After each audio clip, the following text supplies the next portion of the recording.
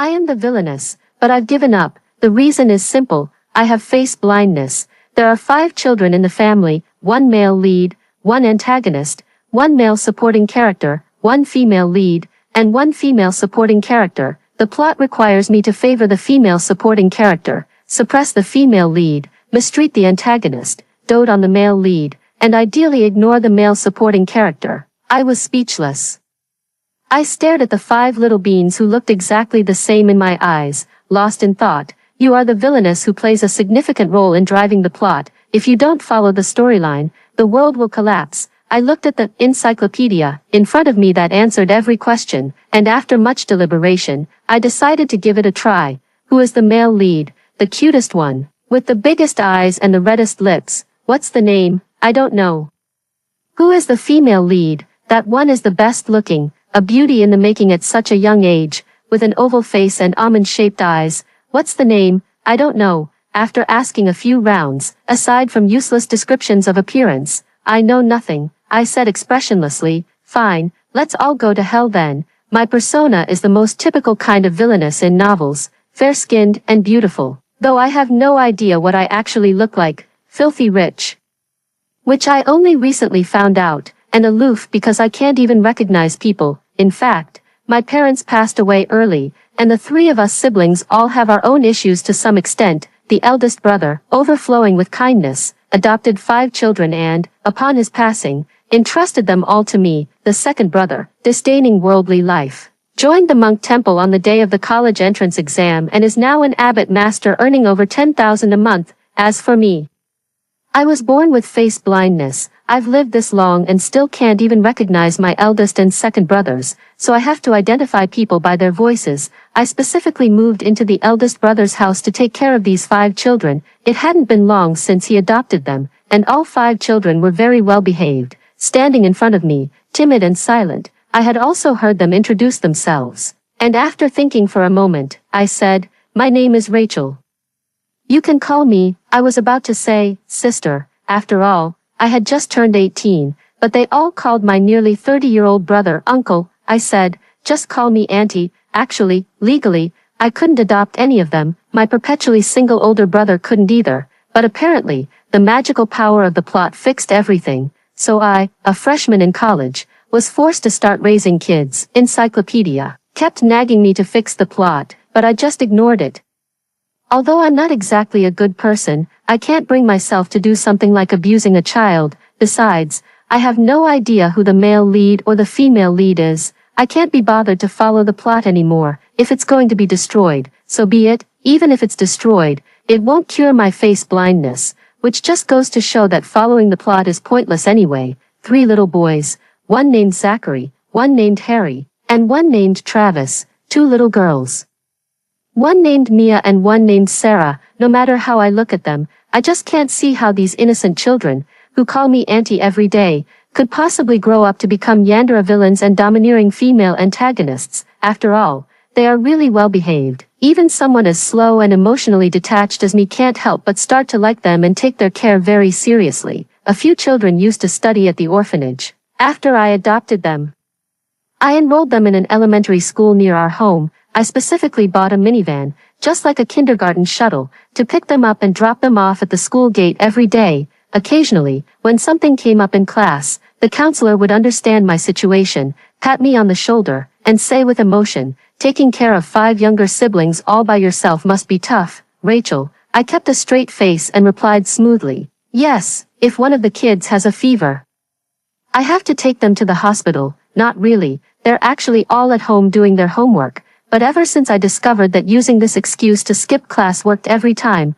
the 5 kids in my story often ended up in the hospital. Occasionally, I'd feel a twinge of guilt for 2 seconds. Adults are really so despicable, but the next time, I'd still pull out this go-to excuse for taking leave. That's just how despicable adults are. My older brother's home was already perfectly set up.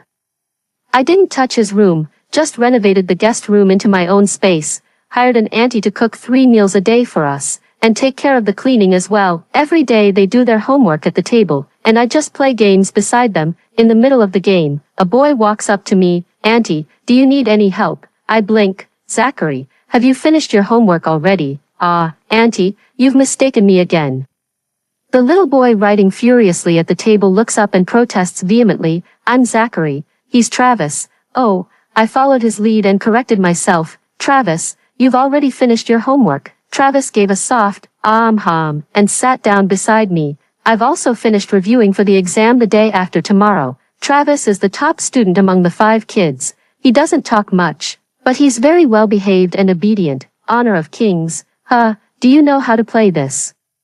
Travis nodded. I will. I enthusiastically handed him my phone. You play around. I'll watch you. Okay, Travis said softly, then took control of the hero I had died with 10 times and started dominating. The more I watched, the more amazed I became, my eyes growing wider and wider. Sure enough, in the game, the elementary school students are still the most formidable. How terrifying. I was watching with great interest when a little girl ran over and sat down beside me, stubbornly hugging my waist. Auntie, you're being unfair. I've finished my homework too. Auntie, play with me, I tentatively asked. Mia, hey. Hearing that I recognized who she was, the little girl was clearly delighted, beaming as she looked up at me with a smile. The other little girl was much quieter. She peeled an orange and handed it to my mouth, saying, Auntie, eat. Thank you, Sarah. Sarah, you eat too. I accepted the little cutie's offering without hesitation and said to the 2 remaining boys at the desk, it's almost 9 o'clock. If you don't finish soon, we won't be able to watch the movie together. Zachary was clearly frustrated. This is too hard. Another little boy, Harry, snorted coldly, looking very impatient, and walked over to me with a test paper in hand. I'm done. It's a quiz. A parent needs to sign it. I looked at the bright red 100 on the paper. 100, that's amazing. Harry, Travis, who was playing a game nearby, paused. The 2 little girls sitting beside me also paused. Do I need to sign this little quiz? Probably not. All right, Harry, you just got a perfect score and want your aunt to praise you, right? Harry immediately snatched back the crumpled test paper. I don't. It's okay. Harry is just amazing, I said, accustomed to the scene, and patted Harry's head. Come watch the movie with us. Harry immediately fell silent, obediently brought over a small stool, and sat down beside me. Travis happened to finish another round just then. Looking at the incredibly impressive stats, I couldn't help but admire him. Travis, how about helping me rank up to king during the summer break? I'll pay per star. Sure, but I don't want money, Travis said. I can also play with you. Auntie, Sarah and I can also play with you. Auntie, Mia hugged my arm tightly. Auntie. I got a perfect score on my test this time too, our little genius in the family, I said, as usual, patting each child's head one by one. You're all amazing. I'm the only one who didn't get a perfect score. Zachary finally finished his homework and walked over with his head down, his tone full of grievance. Auntie, you don't think I'm dumb, do you? Of course not. I comforted him. The teacher praised you for being smart at the last parent-teacher meeting. Grades aren't that important. The children fell silent for 5 seconds collectively. Auntie, for the parent-teacher meeting next week, Sarah tugged at my sleeve. Whose seat are you planning to take? 5 pairs of eyes instantly fixed on me in unison. I thought for a few seconds and simply pushed the difficult question back to them. You all decide. Most parents have a favorite child, but I'm different. I treat them all equally. After all, as their aunt, I can't even tell their faces apart. So I'm not cut out for the technical task of favoritism. If there's a problem I can't solve, I just let the kids handle it themselves. Adults are really quite lazy. Since that's the case, no one spoke, and Zachary looked around before cautiously saying, it seems we really have to use that method after all. I disagree. Sarah, who had been very quiet, reacted strongly. We can't do that. I disagree too. Harry stood up anxiously. I don't want to play rock paper scissors. Rock paper scissors. You two have never won, have you? Mia suddenly realized, but her tone changed in the next second. Then let's go with this. It's not fair. Rock paper scissors is the fairest. How is it unfair? Seeing that the little ones were about to start arguing, I quickly soothed their emotions. All right then, let's draw lots. Auntie says to draw lots, so we'll draw lots. Travis, who had been silent all along, spoke up. I have no objections. I have no objections either.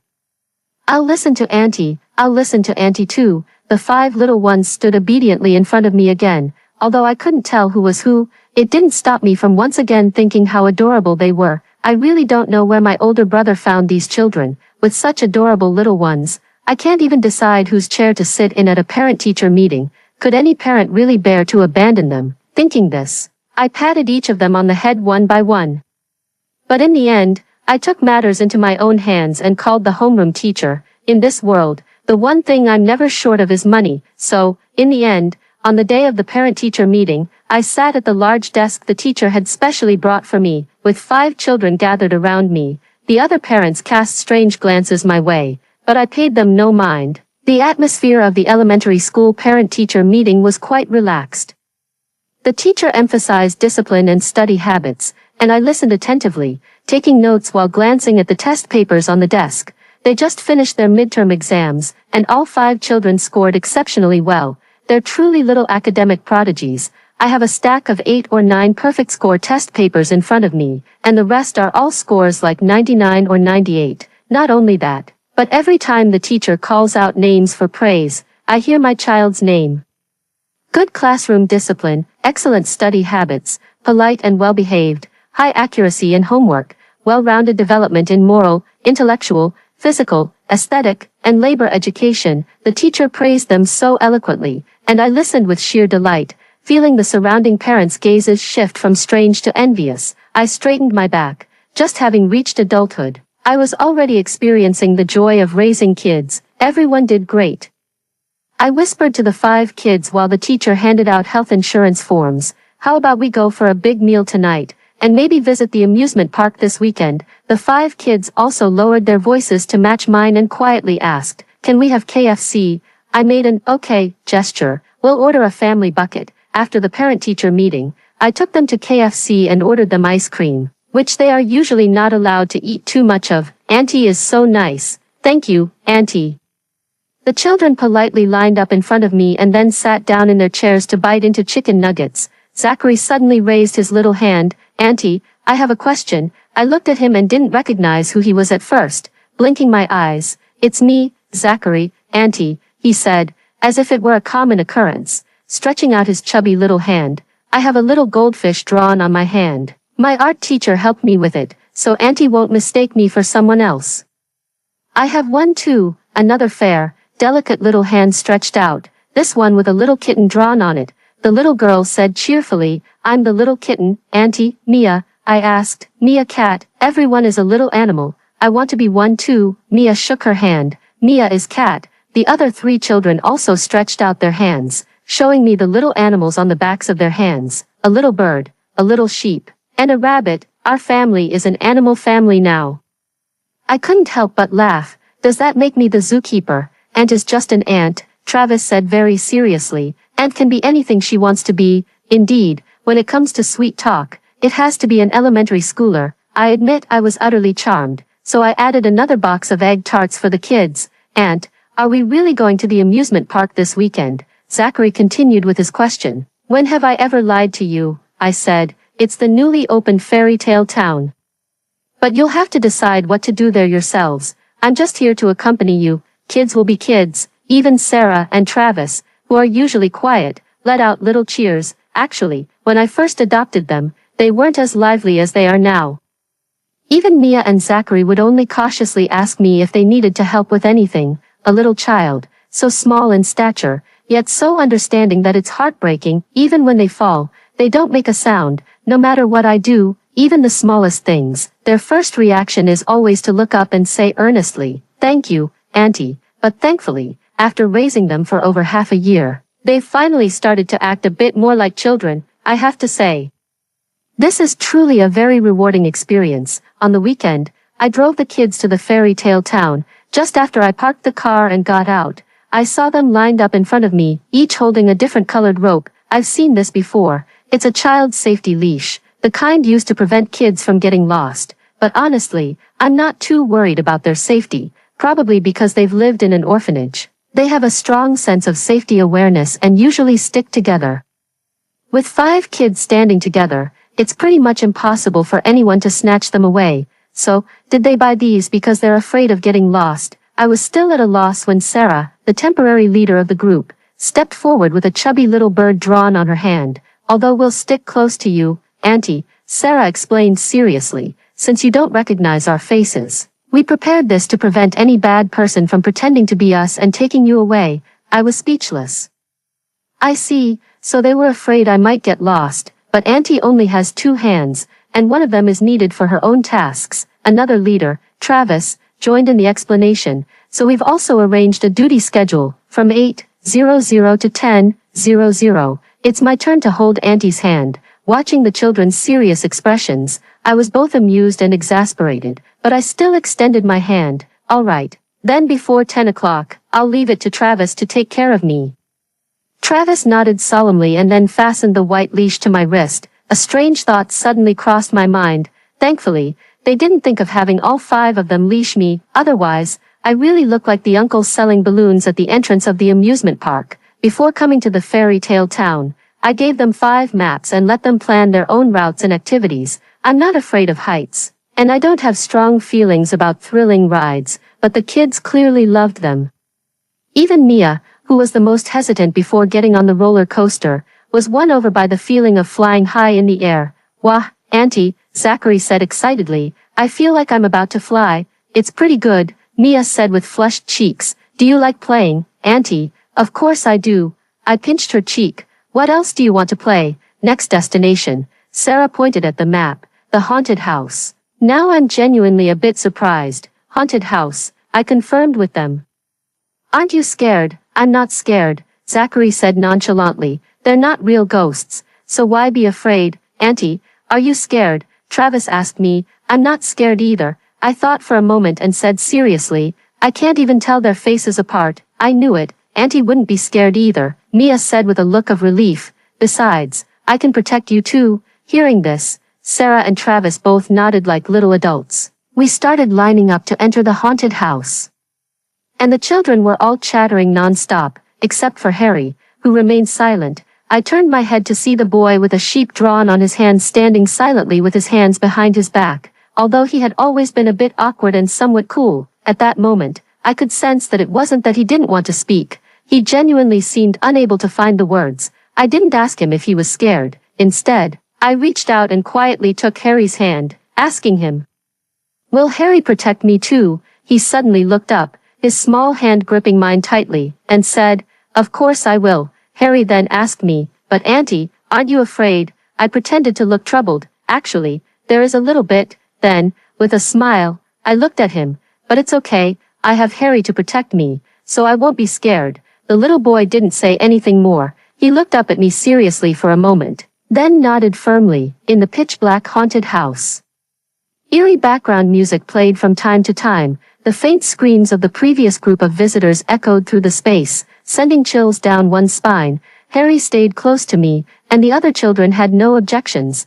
They all agreed that Harry was the tallest and strongest, making him the best at protecting me. The haunted house in the fairy tale town doesn't have real NPCs, so the whole journey went smoothly without any issues. The moment I stepped out of the darkness, I heard Harry ask me very quietly, Auntie, you won't leave, will you? His little hand holding mine felt a bit cold, and his voice was muffled. Travis told me that if we always get perfect scores, you won't abandon us. I froze. Is that what Travis thinks? Sarah also said that if we're always well behaved and don't cause you any trouble, we can stay. Harry asked me with hopeful anticipation, Auntie, what they said is true, right? I didn't know what to say for a moment, so in the end, I just patted his head. I've always been a slow and somewhat careless person, but raising a child might not be as simple as I imagined. The last activity we did was riding the Ferris wheel. The 6 of us sat in that small cabin, overlooking the city's magnificent night lights. Auntie, I wish it could always be like this,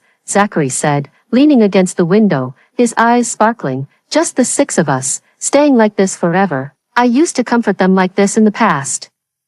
We could be together forever, always together, but how could that ever be possible? It's as if, even though I tirelessly tell them time and again that we won't be separated, they still work so hard to layer themselves with one condition after another, even comforting each other. As long as we stay very good, Auntie won't abandon us. Perhaps even children know that in this world, there is no such promise as forever. I whispered, Zachary, it won't always be like this. The cabin, which had been filled with laughter just moments before, instantly fell silent. Harry immediately turned to look at me, and Sarah's grip on my hand tightened. I thought for a moment and said very seriously, although I like you very much, and you like me just as much, people always grow up. When you grow older, you will leave home one by one to start new lives. You will get married, have children, and build your own families. But this matter seemed too distant for them, I added. For example, Mia told me she has made new friends. One day, you will all meet new people.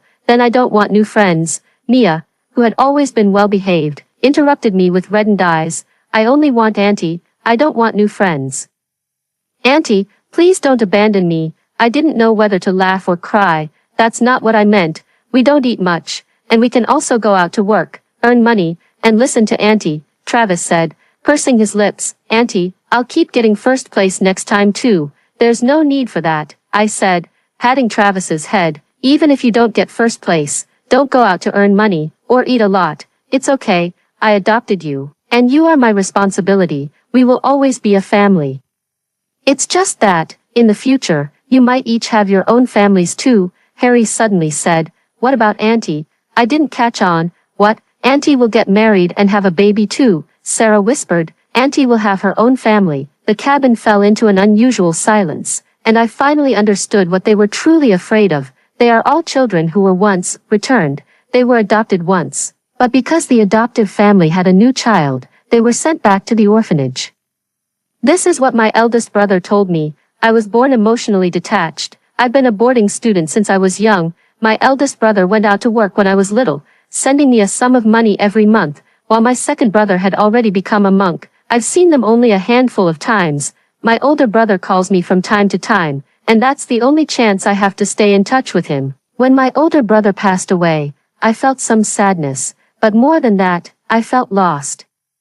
Aside from my second brother, with whom I've lost contact, my older brother was my only family. Even though we only met once or twice a year, at least I knew I still had a relative. But now, my older brother is gone. I walk on the street, staring at the passing crowds. Those blurry, unfamiliar faces appear to me like blank sheets of paper. I know they are crying or laughing, but I can't remember or distinguish them, just like with my eldest brother, on the day of the funeral. I stared at him for a long, long time, trying my hardest to remember his features, but I couldn't. When he turned into a small box and fell into my arms, I thought blankly, why can't I remember my eldest brother's face again? Fortunately, my older brother left me with 5 children. I don't care about the male or female leads. I only know that they are the family my brother left for me. Perhaps, a long time from now, only they can lead me to find my brother, and only they will remember him. That was enough. My brother always told me that when I grew up, he had saved a large sum of money for me. By then, I could marry a man I loved and have my own family. Rachel, your brother doesn't have many skills, but I saved a lot of money for you, enough to ensure you never have to worry about food or clothing, he said. You were always alone as a child, and I only hope that you won't be alone in the future. At that time, I had no idea that the large sum of money he mentioned would be such an astonishing figure. I only knew that if this was what he wanted, I was willing to do it, but that was a long time from now. So looking at these young faces, I told the truth. By the time I get married, you might all be in college. That would be, Zachary started counting, 7, 8, 9 years.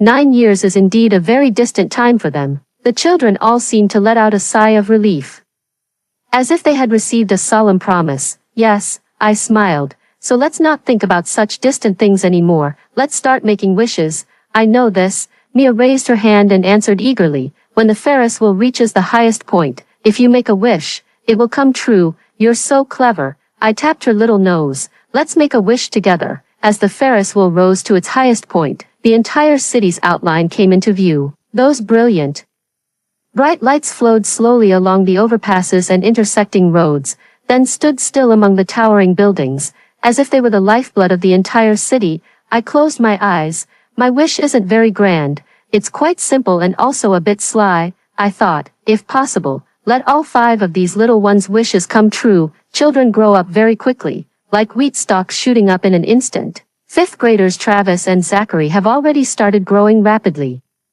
But Harry is still a little bundle, frowning gloomily every day while drinking milk and asking me, Auntie, I won't stay this short forever, will I? I held back my laughter. No, Harry, you'll grow taller once you start middle school. I wasn't wrong about that. Harry was just a bit of a late bloomer. By the time they graduated from elementary school, the three boys were already about the same height. That year, my Children's Day gift to them was 5 mobile phones. However, I waited until they graduated from elementary school to give them this gift. It's the last Children's Day, I said, handing them the phone on the holiday. Let's get something a bit more expensive. The other kids were all excited, but Mia looked disappointed. Can't I stay a child forever, Mia Cat? I said, last year, at her strong request. I had started calling her by an animal nickname too. Everyone has to grow up eventually, I thought for a moment and added, but in my eyes. You'll always be children, you're still a long way from becoming adults. Auntie, how come you haven't grown up? Zachary said with a grin. You still look like a fairy. Auntie has always been 18, Travis chimed in, no different from the first time we met. Even though I've heard it for years, the sweet talk from children is still hard to handle. After the 5 kids got their phones, they spent the whole afternoon at home figuring things out, lining up one by one to add me on WeChat.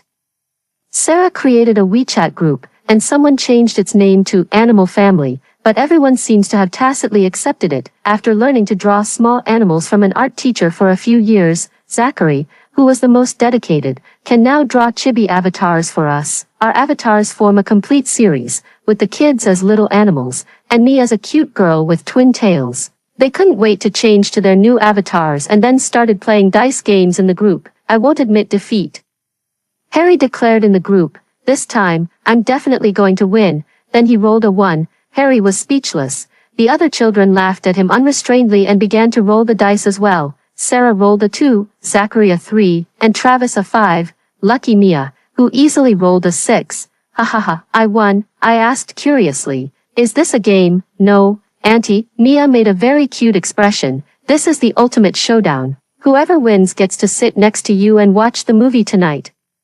I was speechless. There's an animated film premiering tonight, and I did buy 6 tickets, planning to take the 5 kids to the cinema together, but I really didn't assign the positions well. I didn't expect that the kids had already discussed it among themselves and sorted it out internally.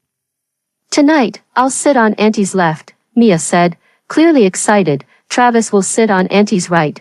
Then Travis sent a Travis received meme in the group chat. I couldn't help but laugh. Aren't we all on the sofa? Why are you still texting on WeChat? Travis said very honestly. I'm not as cute as the emoji. You're already very cute. I ruffled his hair. You're all the cutest kids. This is my sincere thought. Although I had just become an adult when I adopted them. Because they were all so sensible, and with the connections and arrangements from the eldest brother, I didn't encounter many difficulties. Just occasionally, I can't help but sigh. It's really great to have money. It's absolutely true that children are little money pits, especially since I always love buying things for them. Whenever I see cute clothes online, I want to see them wearing them. And I also really enjoy taking them out for big meals, although in some ways I'm a homebody. I'm still willing to take the kids out to have fun. For example, let's watch a movie together tonight. As soon as we arrived at the cinema, I was about to get the movie tickets when Sarah stopped me. Auntie, please sit. I looked around and saw the other 4 kids splitting up. Mia went to buy 3D glasses, Travis went to get the tickets, and Harry and Zachary went to buy popcorn and drinks. The kids had everything perfectly organized. As an adult, I sat cluelessly on the soft massage chair. And Sarah even thoughtfully asked if I'd like her to order a 6-minute massage package. I said, no need, Sarah. During the movie, Mia was sitting on my left, and Travis was on my right. Unlike typical children, they weren't noisy or restless, nor did they kick the seats in front. They sat quietly, occasionally letting out soft gasps of excitement, since it was their first time watching a 3D movie. The group of kids was thoroughly engrossed, even as they left. They were still buzzing with excitement, chattering about watching other films in the series when they got home. But there's still homework, Travis said instinctively, then paused and realized, we don't have any homework. Yay. Zachary raised his hand and cheered. Happy summer vacation. And so the long summer vacation of 6th grade began. Considering safety concerns, I didn't take them on a trip. After all, with my face blindness, I didn't have the confidence to take 5 kids wandering around unfamiliar tourist spots. But it's also possible to take them around the city for fun. This summer, I got various annual passes, including those for amusement parks, arcades, cinemas, and membership cards for various children's clothing brands. However, we spent more time playing games at home, poker, mahjong, board games. Although it's a bit embarrassing to say, I really am a bit lame at board games, not even able to beat the kids. In the reaction game, Sarah is definitely the top player. She started growing rapidly in 6th grade, and her athleticism and reaction speed were among the best among the kids. She participated in many events at the elementary school sports day and performed exceptionally well. Sometimes I wonder, is this what they call being talented in both academics and athletics? I still remember how amazed I was when she broke the shooting record at the arcade. When it comes to imagination and perception in games like Pictionary, no one is better than Zachary. I signed him up for a drawing class over the summer, and it seems like he has a natural, unique sense of beauty, even at such a young age. He helps me with fashion advice, although this kid always sweetly says, "Auntie looks good in anything." He also gives serious feedback like, "But I think this white outfit suits a fairy like you better." As for Mia, she is truly the queen of luck.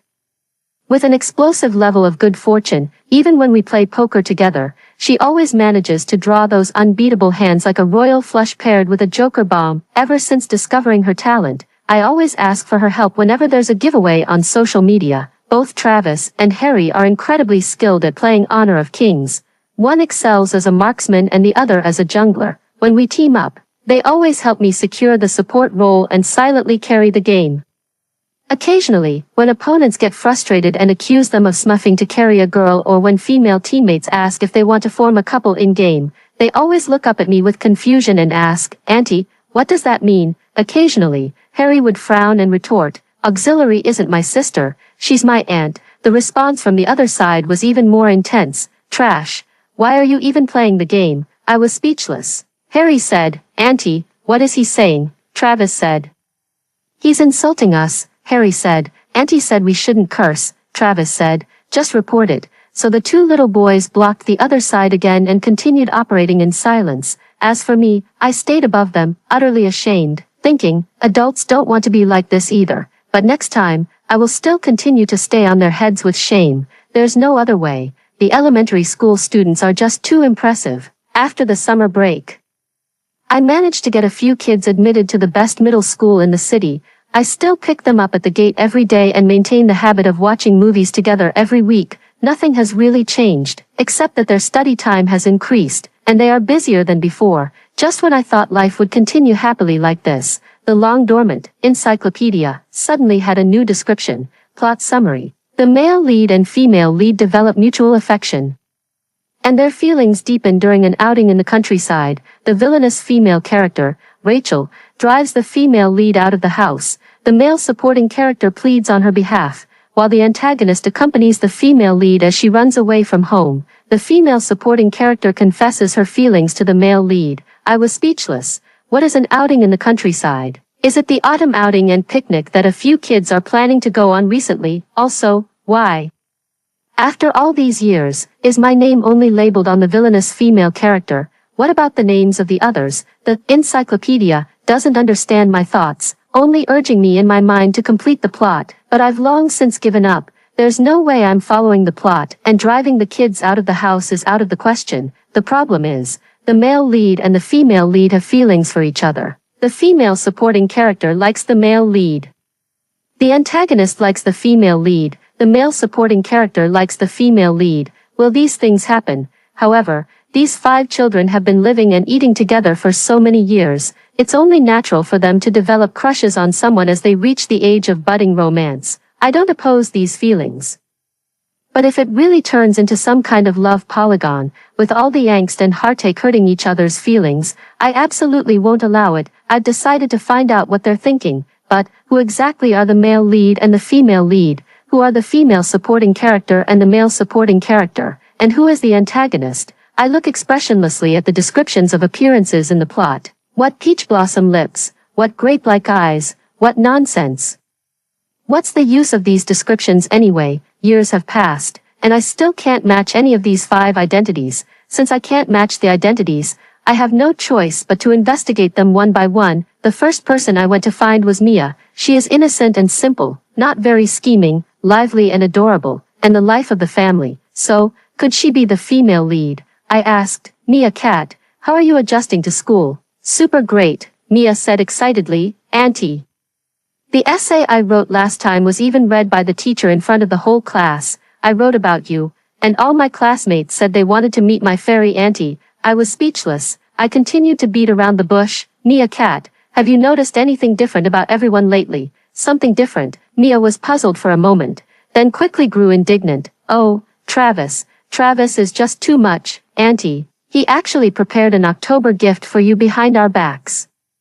And none of us knew about it. He's just being sneaky. I was speechless. I did receive a gift from Travis this month and even posted about it on my social media. And also, when Harry went on stage to give his speech, the cover of his PPT was a photo of him and his aunt. It was supposed to be a self-introduction, but he included his aunt in it too. How annoying. When I spoke before him, I only used my own photo. I was speechless, completely, couldn't get a word in. I comforted myself, thinking she's still so young. She tells me everything and has never mentioned any boys. How could she be in an early relationship? Definitely not Mia. I've changed to another interviewee, Zachary. Zachary, I decided to be more direct with him. It's been a while since you joined the class. Have you made any new friends? Yes. Zachary immediately opened up.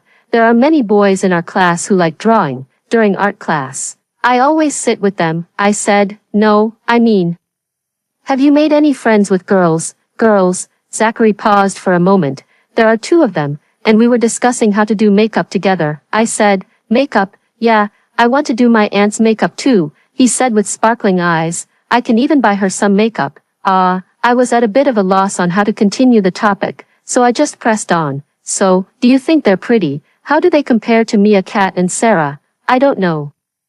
Zachary scratched his chin and said nonchalantly, anyway, in my eyes, apart from Auntie being as beautiful as a fairy, all other girls look the same. I was speechless, judging by the tone. It doesn't seem like Zachary either, but whether it's the male lead, supporting male character, or the antagonist, shouldn't they all start liking the female lead by now? I tentatively said, Zachary, Auntie has one last question to ask. Zachary said, it's okay, Auntie, go ahead and ask, if. I emphasized repeatedly, I mean if. Suppose, hypothetically, Zachary, you had to choose a girl to play with all the time, would you choose Sarah or Mia Cat? Zachary was completely stunned. He asked me, can't I choose you, Auntie? I said, well, in Sarah and Mia Cat, he said, then can Harry and Travis choose Auntie? I said, they're not part of this question, he said, but neither Sarah nor Mia would want to play with me all the time. They'd definitely try to take Auntie away. I said, then let's assume they are willing to keep playing with you, but I wouldn't want to either. I can't keep up with them. Sarah is so strong, and Mia always has such good luck when drawing cards. I only want to play with Auntie. I was speechless. I gave up completely. I went to find Harry again. Although Harry is a bit awkward, he wouldn't hide anything from me if I asked him something. I asked Harry, how have you been lately? Harry gave me a puzzled look. What's wrong, Auntie? I said, I just wanted to know how you all are doing. I see, the tall teenager said with an understanding expression, coolly asking me, who does Auntie want to know about? I had a feeling he misunderstood me, but I still spoke cautiously. Well, Sarah, Harry frowned. She's fine, but Mia did forget to do her homework last week. I immediately became serious. Is that so? Harry said. That test paper was stuck in her bookstand and she didn't bring it home.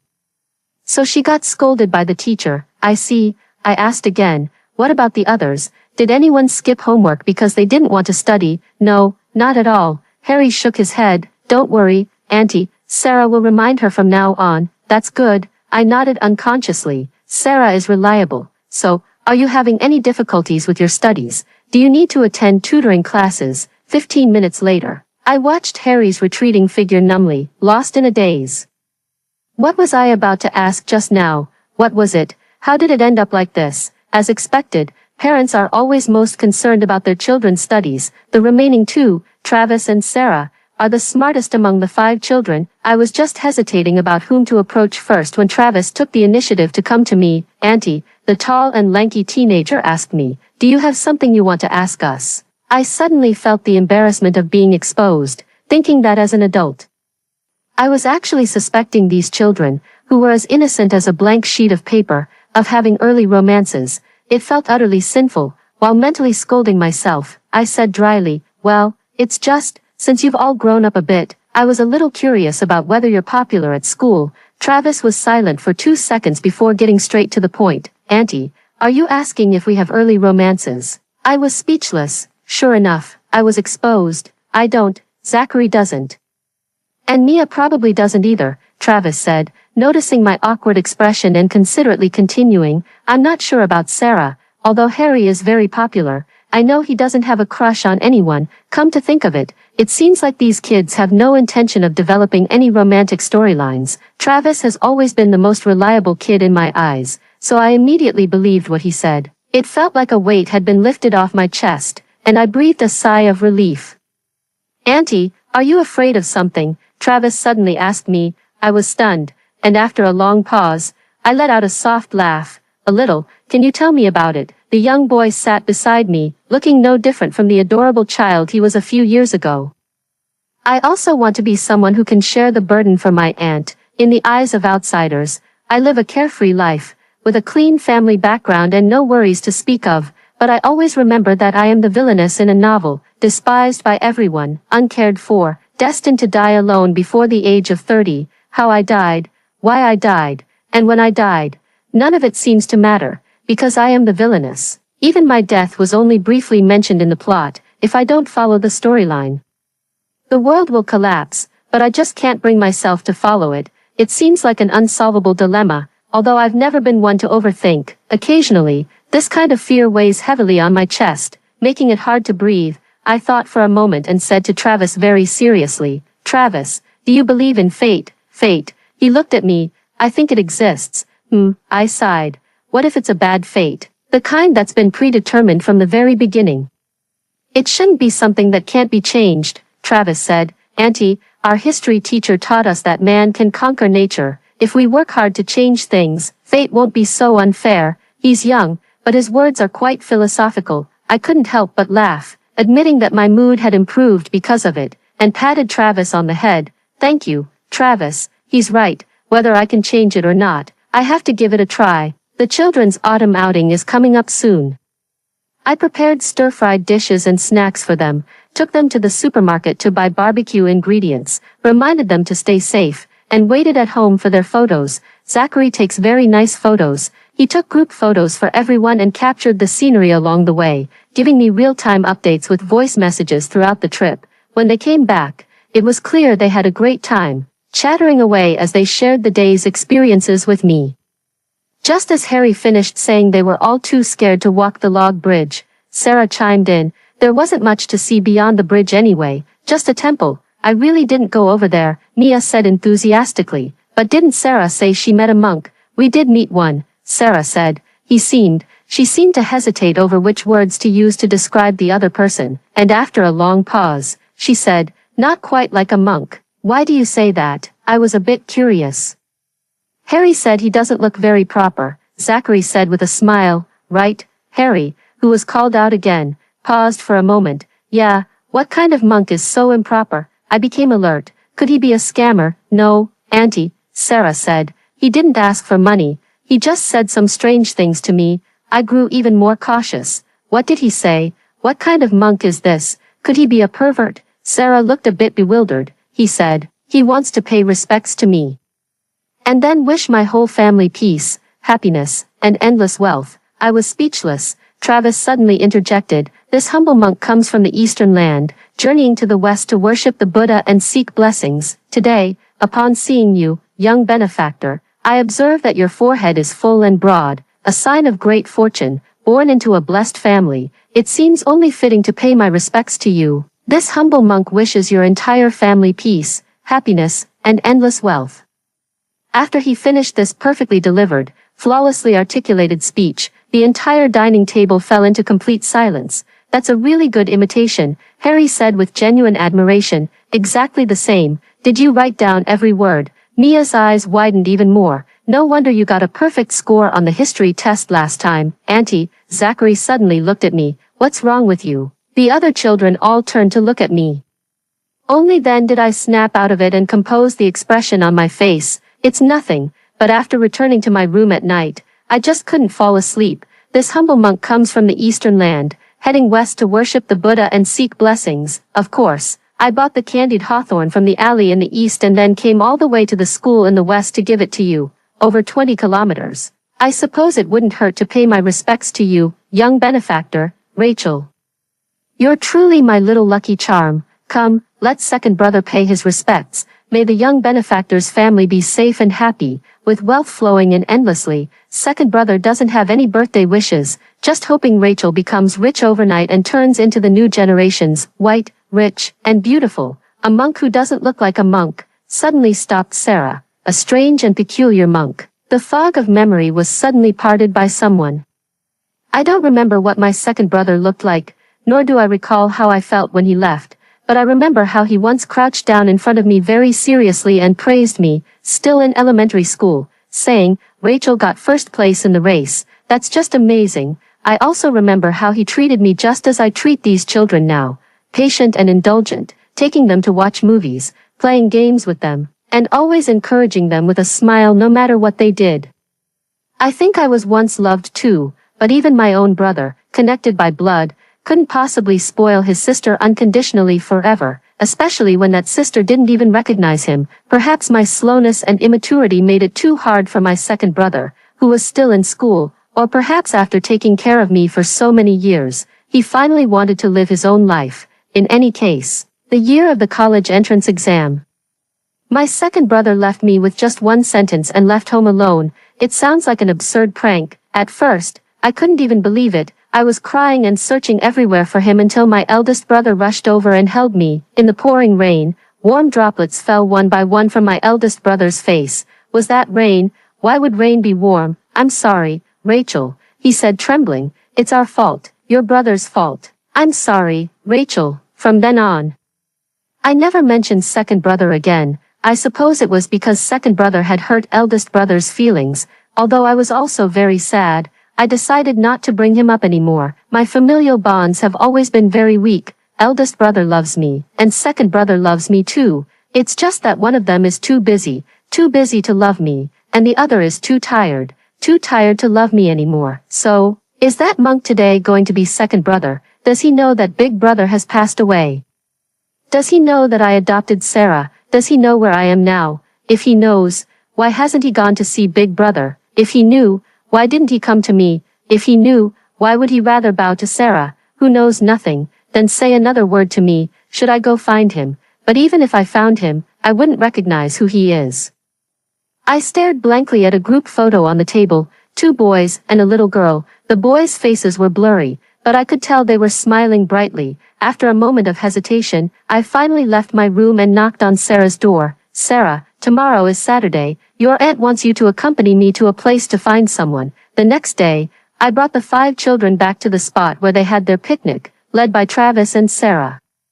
I stepped onto the log bridge and walked step by step toward the temple. The children could all tell something was wrong. Mia, who had been too scared to cross the bridge yesterday, silently followed me, her eyes filled with worry. No matter how much I tried to persuade her, she refused to leave. I had no choice but to hold her hand all the way and gently pushed open the temple door. The temple was empty, with not a single person in sight. Why is there no one here? Sarah looked around.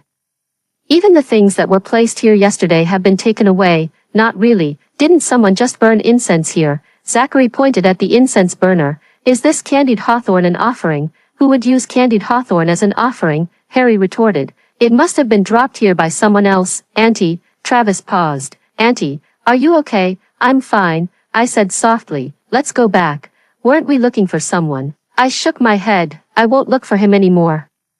He doesn't want me to see him. Then I won't look for him. Perhaps, just as the book says, my connection with him, and with my elder brother, can only fade away bit by bit as I watch their receding figures. Auntie, is the person you're looking for very important to you? Sarah asked. Yes, I said. But it's okay. I have you all now. We'll always be with you, Auntie. Zachary immediately vowed. If I don't, I'll be a puppy. Me too. If I don't, I'll be a piglet. The autumn sun is warm.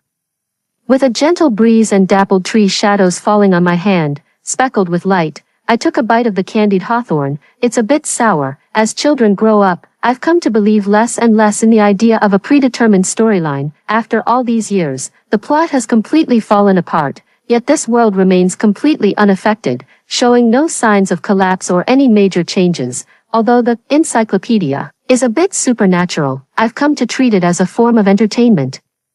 After all, it doesn't appear in my daily life. It only shows up when I have questions. I have a new worry. It seems like I've started to have a streak of good luck in romance lately. All 5 kids have started high school, and I've graduated with my master's degree, beginning a simple and straightforward rent-collecting lifestyle. During college, I was busy taking care of my child and spent very little time at school every day. But as they grew older, I had more free time and was always able to find opportunities to go out and explore. Gradually, people started pursuing me. They included, but were not limited to, the teacher from Zachary's art class, my tenant, a former college classmate, and a senior from the research lab. I didn't originally have much interest in interacting with guys, until I met my tenant Lucas, who left a very good impression on me. He is a very humorous and witty person, gentle and gentlemanly. Every time I go out with him, I feel very relaxed, and I can always vaguely see some familiar traits in him, sometimes like my older brother, sometimes like my second brother. I know it's wrong, but I can't help but accept his invitations, time and again, recalling everything from the past through those familiar words and actions. However, I didn't expect this matter to be discovered so quickly. Auntie, Zachary suddenly said at the dinner table. I saw it. I didn't catch on. What, Auntie? Have you been dating someone recently? Mia asked, her tone less lively than usual. Not really. I felt a bit embarrassed discussing such topics with these kids and said vaguely, just getting to know each other a bit. Silence fell over the dinner table once again. I then noticed that they all seemed to be in a bad mood today, so I asked Travis on my left, Travis, what's wrong with you all? The young man on the left was wearing a school uniform with his sleeves rolled up to his elbows. He glanced at me upon hearing my question, then suddenly stood up with his bowl and said coldly, I'm done eating. I misspoke. He's not Travis. He's Harry. Enough. The real Travis also put down his chopsticks, his voice calm. Auntie's love life is her own business. There's no need to tell us. I'm not keeping it from you. I explained. If I were really in a relationship, I would definitely tell you. Silence. Not dating. Just getting to know each other. Zachary's tone was odd. Is that what Auntie means? I nodded. Auntie likes that man, that uncle. Sarah wiped her mouth. Not to that extent, I said honestly. It's just that being with him feels very comfortable. So, Harry, who had returned, stood in front of me and looked at me quietly. Auntie, are you uncomfortable with us? Of course not. I was a bit taken aback. I also enjoy spending time with you. Harry didn't say anything more. I finally realized something. You don't want me to date. It's not entirely unreasonable for these kids to have such thoughts. After all, in their minds, they might believe that once I have a new family, I would abandon them, although I know deep down that this would never happen, and my interactions with Lucas were never intended to lead to a romantic relationship. I don't want to discuss this topic with them too much. In my eyes, they are still children. I've always felt that, as an adult. It's inappropriate to share my romantic experiences with them, but I've raised them for nearly 10 years. Of course, they mean far more to me than Lucas, whom I've only known for a month. I was about to explain to them when Mia suddenly laughed. No, it's fine if Auntie is in a relationship. The girl's clear voice broke the overly heavy atmosphere at the dinner table. And that uncle looks really handsome. Her tone became lively again, and the others seemed to lighten up as well. Zachary even chimed in, yeah, but he still doesn't deserve Auntie. He's not even half as good looking as her. I said, ha ha ha, actually, looks don't really matter. After all, I can't even tell who looks like what. But seeing them all back to normal, I swallowed the explanation that was on the tip of my tongue. As an adult, I didn't want to bring up my past loneliness, or mention my eldest and second brothers, or the complicated feelings in my heart. Don't worry.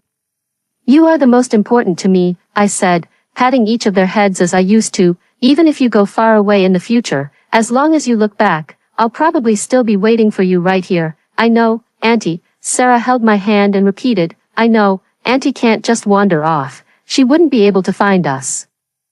Zachary stood up. The teenager, who was already taller than me, playfully leaned in and obediently lowered his head for me to pat. We have to be the ones to find Auntie, I said. So, shall we watch a movie together today? Watch? Mia cheered. It's been so long since we watched a movie together. They are all about to take the college entrance exam, although I don't mean to impose restrictions. Each of them is working very hard and hasn't touched any form of entertainment for a long time.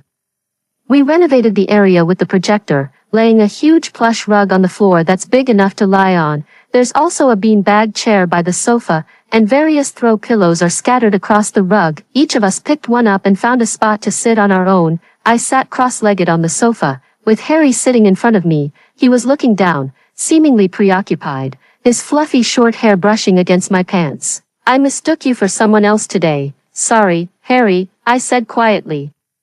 You're not mad at me, are you? He turned his head, seemingly frowning. I would never blame Auntie. Is that so? I felt a bit embarrassed, because you're all wearing school uniforms, and you're all so tall.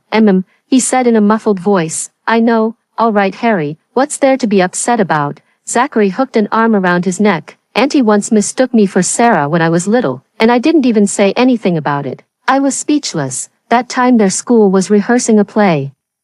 And since there weren't enough girls, they sent Zachary to tie up a high ponytail and fill in. When I went to pick them up, I called out to Zachary directly, Sarah. Everyone couldn't help but burst into laughter, and I couldn't hold back either. I ruffled Zachary's head and said, Sorry, Zachary, it's all right, Auntie. Zachary looked up at me and gave me an okay sign. I get it. You just think I'm as cute as a girl. No big deal. I can accept that, Auntie.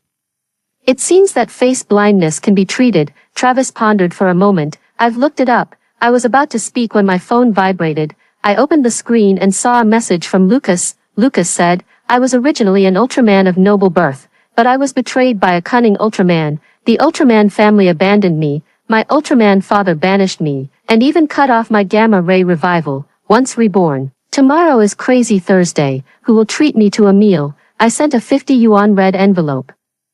I said, wishing you prosperity and good fortune. Lucas said, damn, you actually sent a red envelope. Rachel, that's not okay. You're too easily fooled. I said, I want $50. Lucas said, wishing you prosperity and great fortune. I opened the red envelope and found 188.88 inside. Lucas said, don't ask me. It wasn't from me. It was from other members of the Ultraman family. Lucas said, so, do you want to watch the revival history of Ultraman tomorrow night? Lucas said. Let me treat you to a meal. Do me the honor. I was so focused on replying to messages that I didn't notice the kids beside me weren't watching the movie. Their eyes were fixed on me, only shifting away nonchalantly when I looked up. After telling the housekeeper not to prepare a meal for me today, I went out to meet Lucas. The atmosphere of chatting with him was as relaxed and pleasant as always. After we finished dinner, we started taking a walk along the nearby lake. Lucas suddenly asked me, Rachel, your 26th birthday is coming up soon, right? I said, yes, next Sunday. Would you like to go out for a meal to celebrate then? He paused. Bring your kids along. I hesitated for a moment. I need to ask for their opinion. You're their aunt. They'll definitely want to celebrate your birthday with you, Lucas said cheerfully. And isn't the weekend just after the college entrance exams end? How do you know? I suddenly interrupted him. What? How did you know they call me Auntie? I stopped walking. I don't think I ever mentioned that to you. I did tell him that my family had adopted a few children, but I didn't go into detail, and there's no way he could know them personally. Most people would just assume I'm their older sister or mother. How would they know they call me Auntie? Lucas froze in place. After a moment, he let out a hiss. You really are sharp, I persisted, asking, how did you know, Miss Rachel? He pressed a hand to his forehead. Could you please not ask me that? It puts me in a difficult position. My gaze darkened. You know Leo. Leo is my eldest brother. He paused noticeably. No, I corrected myself. You also know Sam. Sam is my second brother. This time, Lucas remained silent for even longer. I was entrusted by someone, and I must be loyal to that trust. I can't tell you, Lucas said slowly. However, this is indeed something you should know sooner or later. You'll understand on your birthday. My second brother sent you. I muttered to myself. What did he ask you to do? All right. I really can't say any more. Lucas took 2 steps back. I'll take you home, Rachel. Actually, when I think about it carefully, there were signs everywhere in my encounter with Lucas. He was the one who actively found my house and became my tenant. He knew everything about me. What I liked to eat. What I liked to drink. That I had face blindness. And he was even familiar with all the memories I shared with my eldest and second brothers. He treated me very well, with an almost excessive level of thoughtfulness, but I knew he didn't like me, at least, not as enthusiastically as he pretended to be. It's just that I didn't like him either, so I tacitly allowed his closeness. I originally thought he was after money, since I am his landlord, but I later dismissed that idea because he was extremely generous to me and seemed quite wealthy himself. Not like someone who needed to scam for money, but if he doesn't like me and isn't after money, what could he be after? I've been found out, he muttered. I'm going to get scolded. I didn't say anything more because I had a feeling that no matter what I said, Lucas wouldn't reveal a single word. Perhaps, only on my birthday will I truly know everything. Will my second brother come to see me on my birthday? I asked one last question as Lucas dropped me off at the door. I can't make that decision for him, he said, rubbing his nose. He's my senior, not my junior. I froze. When I returned home, the children were all studying at the table. Seeing me, they greeted me obediently. To keep them from worrying, I forced a smile. The following days were uneventful. Lucas didn't invite me out again, so I stayed quietly at home, accompanying the 5 children through their intense preparation for the college entrance exams. On the eve of the exams, they went to bed early. The next day, I cheered each of them on as I sent them into the exam hall, and then, not immune to superstition, I wore a cheapao, symbolizing a successful start. The school gate was packed with people. And looking at the parents whose faces, like mine, were filled with anxiety and tension, I suddenly felt an unreal sense of dizziness. From the little beans they once were to the tall, upright young men and women they are now. I can't believe I've actually raised these kids. On the day the college entrance exam ended, Travis was the first to come out. He walked toward the school gate with his backpack, moving faster and faster, until he was almost running, taking 2 steps at a time. After leaving the school gate, Travis politely declined the reporters who wanted to interview him and stopped in front of me, calling out softly, "Auntie, you've worked hard," I said, taking out a tissue to wipe the sweat from his forehead. "It seems you performed very well, Travis." He smiled, quietly lowered his head, and said nothing more. I noticed the red string on his wrist and asked, "What is this?" "This red string is simple in style and looks new." I'm sure I've never seen Travis wear it before. He subtly covered his wrist and said, "I got it with them, a blessing rope." I took another look and felt the red string was oddly familiar, but I couldn't recall where I'd seen it before. I just assumed some other examinee had worn a similar blessing rope in the past, so I smiled and said, "This rope will definitely protect you all, this time." Travis remained silent for a while longer before softly replying, "Yeah," when the others came out. I noticed that they also had an identical red string tied around their wrists. "Let's go, we're having a big meal tonight," I said with a smile, "to celebrate all the top students in our family graduating successfully." "Yay," Mia responded enthusiastically to my words and casually asked, "Auntie's birthday is tomorrow, right?" "Yes, it's right after midnight," I said. "Why do you ask?" "Auntie's birthday is coming up, so of course we're treating for this meal," Zachary said enthusiastically. Taking my bag, "What would you like to eat for your birthday, Auntie?" I didn't know whether to laugh or cry. "My birthday isn't until tomorrow, anyway. We'll be with you from dinner all the way until midnight." Harry suddenly chimed in, "We'll take you somewhere else to have fun tomorrow." Since when did I need to be taken by them to have fun? I found it somewhat amusing, but my heart felt warm. "All right, I'll listen to you all." That night, the entire city was exceptionally lively. The young students who had just finished the college entrance exams lingered in every corner of the city, making a joyful noise to commemorate their passing youth. We first had a big meal, then went singing, and nearly at midnight, we all went home together. They pulled me to the table and sat me down, told me to close my eyes, and then turned off the lights in the house. Suddenly, a candle flame lit up in front of me. Auntie, you can open your eyes now." A huge cake sat in the center of the dining table, with children around it smiling, their eyes clear and fixed on me. Travis reached out his hand. "Auntie, here's your birthday hat." The boy's distinct wrist bone was wrapped with a red string as he reached out to place the golden birthday hat on my head. Tick, tock, tick, tock. At the very moment the clock struck 0, the scene before me suddenly overlapped with a memory. "Rachel, here's your birthday hat. I remember now, this red string."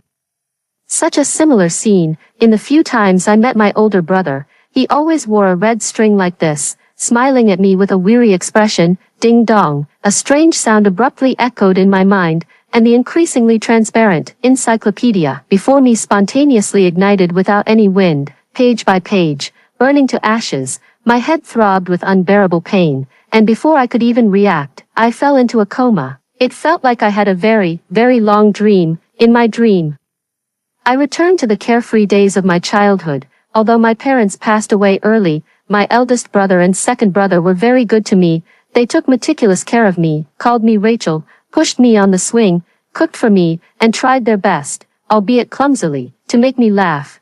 When did it all begin? I tried hard to recall, but I still couldn't remember those small, intricate details. I wasn't born with face blindness. It was around the age of 3 or 4 when my ability to recognize faces gradually faded, until one day, I could no longer tell my eldest brother and second brother apart, but I clearly remember that day. Someone held me and cried, and the tears were scalding. Tears turned out to be scalding, so hot that it hurt me deeply. It seems that, from that day on, my eldest brother suddenly stopped smiling. He started staying out all day, occasionally coming back to see me. His face looked very haggard. And he wore a red string on his wrist, which he hid in his sleeve. I only caught a glimpse of it once by chance. Just before my second brother's college entrance exam, I came down with a high fever and vaguely heard someone arguing by my ear. I've already changed my fate, so why? You can't go, you want me to watch Rachel. I understand. Finally, I heard my second brother's voice. He seemed very tired, but also very resolute. He gently stroked my face, brushed the stray hairs behind my ear, and whispered, Rachel, is this your fate? His fingers slipped away one by one, clenching into a fist, his voice trembling as if with emotion. But my brother refuses to accept this fate. Later, my high fever subsided, but I never saw my second brother again. It felt as if my soul had floated up to a great height, and I saw, from years ago, the first time my eldest brother put on that red string. You told me that this is her fate.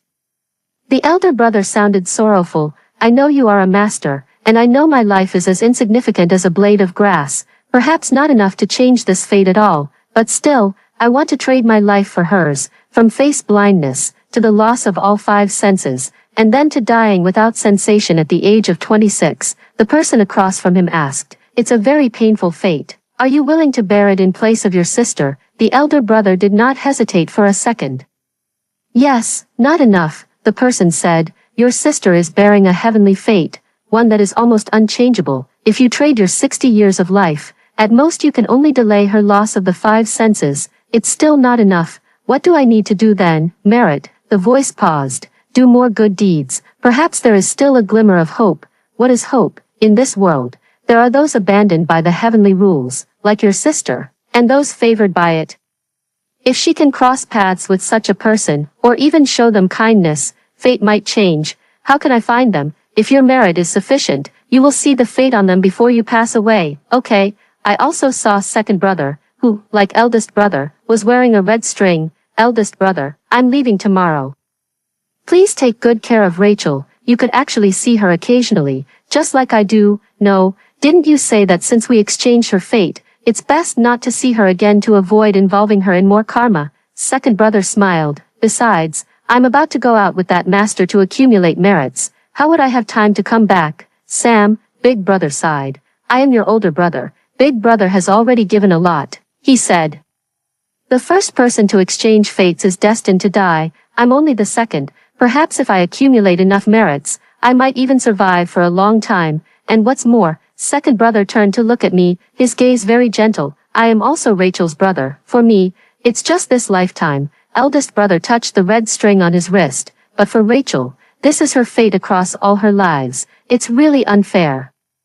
Didn't the expert also say that fate will do everything it can to prevent Rachel from changing her destiny? Second brother frowned. I wonder what methods it will use. Overthinking is pointless, eldest brother said softly. But no matter what methods it uses, I believe Rachel will not give in. Will she cry if she doesn't see me tomorrow? Second brother suddenly said. You must remember to pick her up. I'm afraid she might get lost. Okay. Cold sweat beaded on my forehead. As if many people were calling my name, anxious, urgent, concerned, and hurried, each call louder than the last. One after another, golden rays of light fell upon me, warm and bright. Is this merit? I was utterly bewildered. I have found the one favored by destiny, and it's 5 children. Rachel will raise them well. As long as they form a bond, she will definitely be safe in her 26th year. Sam, take good care of Rachel. I went to see my eldest brother today. He has accumulated so much merit in this lifetime that a master said he will have a fortunate fate in his next life. If only you could be the same. Rachel, the little girl you raised named Sarah resembles you a bit, but why is she favored by fate while you are abandoned by it? Second brother misses you a lot, and he misses big brother too. Miss Rachel. Who do you think I was referring to when I mentioned the other members of the Ultraman family? I'm not that generous, Rachel.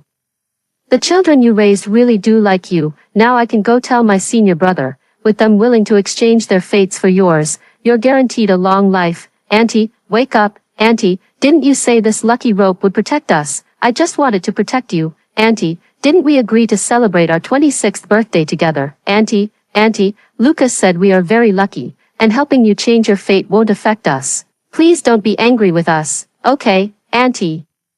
I'm so glad Uncle Leo found me, and I'm glad I could help you.